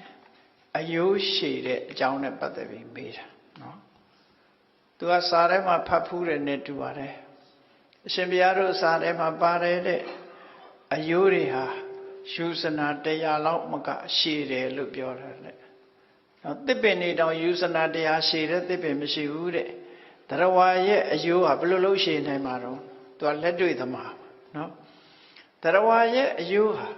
ဘယ်လောက်သစ်ပင်တပင်တောင်တယူဇနာမရှိဘူးဆိုတော့ရှင်ဘုရားတို့ပြောတဲ့အယိုးဟာဘယ်လိုလုပ်ရှည်နိုင်မှာတော့တဲ့လူအယိုးတို့တတဝါတွေရဲ့အယိုးတို့ပေါ့နော်ခုပြောခြင်းဆိုမယ်ဆိုရင်ဗါတဲ့ဒီကြောက်ဖြစ်ရုပ်ကျွင်းနေပေါ့အဲ့ဒီလိုအယိုးတွေနဲ့ပတ်သက်ပြီးတော့မေးတယ်မေးခွန်းအဲ့တော့ရှင်နာဂသေနသူပြန်မေးတယ်တင်မင်းကြီးတဲ့သမုဒ္ဒရာထဲမှာယူဇနာ100အလျားရှိတယ်ငါးကြီးတွေရှိတယ်ဆိုတာသိသလားတဲ့ကြားဘူးလားတဲ့သမုဒ္ဒပင်လယ်ထဲမှာတော့ငါးကြီးတွေအကြီးကြီးရှိတာဟုတ်နော်အဲ့ငါးကြီးတွေဟာယူဇနာ100ယူဇနာ90တို့ယူဇနာ100တို့အဲ့ဒီလိုရှိတဲ့ငါးကြီးတွေဝေလာငါးကြီးတွေမတမကြီးတဲ့ဝေလာဟုတ်တယ်ပေါ့တခါတလေကန်းဆက်မှာဝေလာငါးကြီးတွေတင်ပြီးတော့သူတို့ကကန်းတင်ပြီးတော့ပြန်ပြီးတော့ရှင်တဲ့ထက်ပြန်မရောက်တော့ဘဲနဲ့တည်သွားတာတွေရှိတယ်လေအကောင်ကြီးတွေအကြီးကြီးတွေအဲ့တော့ကြားဘူးလားလို့ဆိုကြားဘူးတယ်တဲ့ကြားဘူးတယ်တော့အဲ့ဒါဆိုလို့ရှိရင်တဲ့ပင်လယ်ထဲမှာတချို့တရဝါကြီးတွေဟာယူဇနာ900လောက်ထိအောင်ရှည်လျားကြီးတဲ့ငါးကြီးတွေရှိတယ်အဲ့ဒီငါးကြီးတွေရဲ့အယိုးတွေဟာရှည်မှာပေါ့လို့အဲ့လိုဖြေလိုက်တော့သူလည်းလက်ခံသွားတယ်ပေါ့နော်ဒါဒီမေခွန်းကတော့စာနဲ့ပတ်သက်တယ်လည်းမေခွန်းမဟုတ်ဘူးတရားနဲ့ပတ်သက်တဲ့မေခွန်းလည်းမဟုတ်ဘူးဒါဘုဒ္ဓတာအနေနဲ့မေးတာပဲဖြစ်လိုက်ပဲနော်တရဝါအကောင်ကြီးလို့ရှိရင်အယိုးကလည်းရှည်မှာပေါ့တရဝါကြီးသလောက်အယိုးကြီးကလည်းကြီးမှာပေါ့အဲ့ဒါကိုဖြေလိုက်တယ်အဲ့တော့အလုံးမေခွန်းပေါင်း80ထိအောင်အမေးအဖြေလုပ်ပြီးသွားပြီပေါ့86ခုဆိုလို့ရှိရင်တော့မိလိန်နာပညာဆိုတဲ့ခေါင်းစည်းအောက်မှာမေခွန်းတွေဟာကုန်သွားမှာပဲဖြစ်တယ်တရားချက်ခင်သူတော်စင်ပြိဿပေါင်းတို့မိလိန်နာပညာလို့ဆိုတဲ့ကျမ်းထဲမှာလာရှိတဲ့မေခွန်းပေါင်းဟာ86ခုထို့နောက်မှာဆက်မေးတဲ့မေခွန်းတွေကြတော့မေနကပညာတို့တခြားနာမည်တွေနဲ့မှဲ့ပြီးတော့ဖော်ပြထားတာဖြစ်တယ်မိလိန်နာပညာဆိုတဲ့အောက်မှာတော့86ပုဒ်ရှိတယ်ပေါ့အဲ့ဒီလိုမေခွန်းတွေမေးပုံနဲ့ဖြေပုံတွေကိုကြားနာရတဲ့အခါမှာကိုယ်မှာဘောဓုတတွေအသိဉာဏ်တွေတိုးတက်မြင့်မားစေနိုင်တယ်။ဒါကြောင့်မို့အမေးဖြေဆိုတာတုတ္တကိုတိုးပွားပြီးအသိဉာဏ်ကိုမြင့်မားစေတာဖြစ်သောကြောင့်ဘယ်ကိစ္စနဲ့ပတ်သက်ပြီးဖြစ်အလုံးဒီမေးမြန်းစူးစမ်းတတ်ဖို့စူးစမ်းတတ်ပြီးတဲ့အခါမှာအဖြေရှာတတ်ဖို့ဘောဓုတရှာတတ်ဖို့မေးခြင်းမြန်းခြင်းဟာပညာဉာဏ်တိုးခြင်းရဲ့အကြောင်းဖြစ်တယ်ဆိုတာကိုမှတ်သားနာယူပြီးမိမိတို့ဘဝမှာအမှတ်တမဲ့မနေဘဲနဲ့လေ့လာစီးပူးအားထုတ်ပြီးတတိထားပြီးပညာတိုးပွားအောင်ကြိုးစားအားထုတ်နိုင်ကြပါစေကုန်သတည်း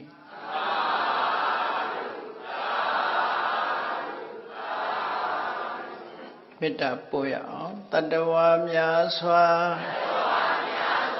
ဘေးရန်ကွာချမ်းသာကြပါစေတတ္တဝါများစွာဘေးရန်ကွာချမ်းသာကြပါစေမေတ္တာရေချမ်းသုံးငါဖြံ